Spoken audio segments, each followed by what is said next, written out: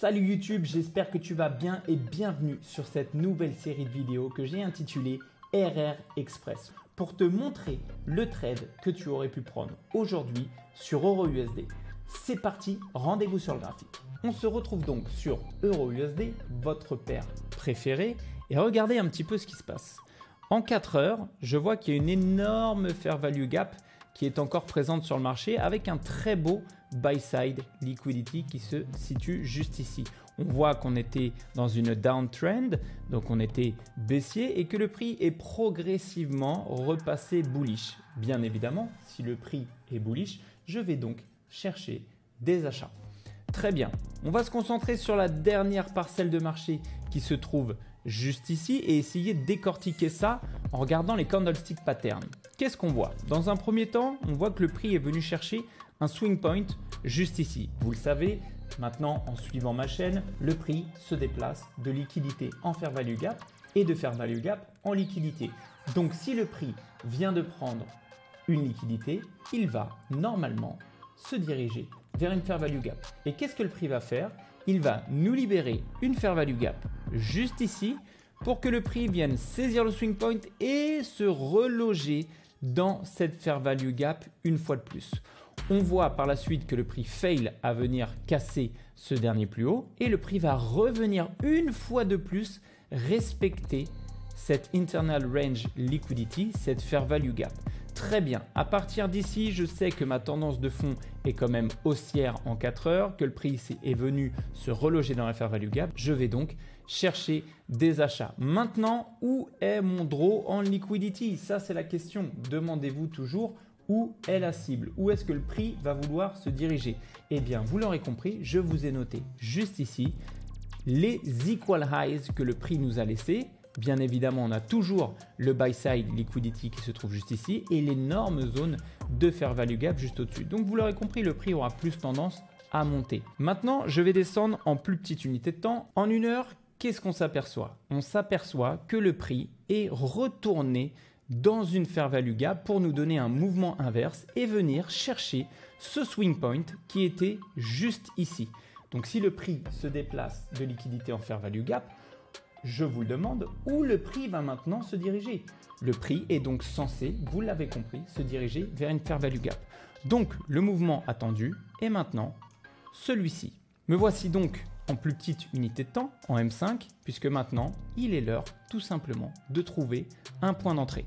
À l'écran, je viens de vous afficher les kill zones et on s'aperçoit que la prise de liquidité de ce sell side, donc de ce dernier swing point en HTF, c'est effectué pendant la kill zone de Londres. Vous le savez, la kill zone de Londres est un liquidity grab environment. C'est dans ces moments-là qu'il y aura le plus de volatilité et c'est là où on va aller chercher la liquidité pour pouvoir donner au prix le vrai mouvement désiré. Vous verrez également sur mon graphique cette petite ligne rouge MOP qui signifie Midnight Open et c'est ce qui va nous donner la référence pour aller chercher ce qu'on appelle maintenant notre PO3, notre AMD, Power of 3.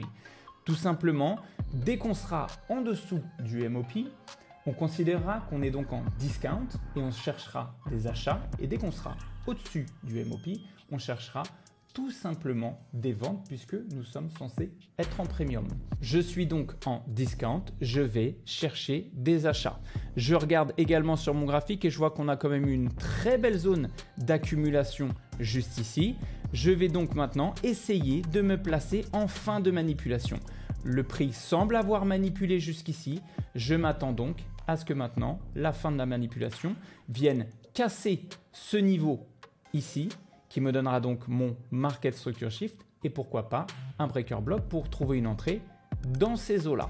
Le prix évolue et comme prévu, il a pris le sell side et vient me casser ma dernière zone de supply qui se trouve juste ici, me donnant un très beau breaker block en M5 en Unicorn Model. Pour les fans d'ICT, Unicorn Model, c'est un breaker block avec lequel se trouve une fair value gap en plein milieu du breaker block. Vous connaissez, j'ai plus qu'à prendre mon outil Fibonacci, à le tracer du plus bas vers le plus haut. Et regardez, on s'aperçoit qu'en termes de PDRS, en termes de confluence d'entrée, c'est magnifique puisque les 50% de cette dernière impulsion se trouvent parfaitement au milieu de la zone de breaker block et également dans une fair value gap. Donc en termes de confluence et de point d'entrée, honnêtement, il n'y a pas mieux. Il ne faut pas m'en dire plus, je place mon entrée juste ici, stop loss juste en dessous et je vais aller chercher tout simplement mon draw en liquidity. Le prix vient nous déclencher et devinez quoi? Vient directement sur notre zone de TP. 2.8 R en imbriquant la HTF et la LTF. Vous l'avez vu, le 4 heures, le 1 heure, le M5. Très bien, tout ça dans un contexte, une narrative PO3, Power of 3 ou AMD pour ceux qui préfèrent, accumulation, manipulation, distribution. J'espère que cette courte vidéo vous a plu, que vous allez en faire bon usage et que vous l'appliquerez dès demain sur les marchés. Toutes ces analyses sont envoyées au quotidien dans mon canal Telegram, le lien est dans la description. N'hésitez pas à liker ou à vous abonner à ma chaîne si vous aimez ce genre de contenu RR Express totalement brandé. Vous savez que si ça sort ailleurs, ça sera sorti là d'abord en premier. Je vous souhaite à tous une excellente session de trading et je vous donne rendez-vous dans le bon sens de la tendance.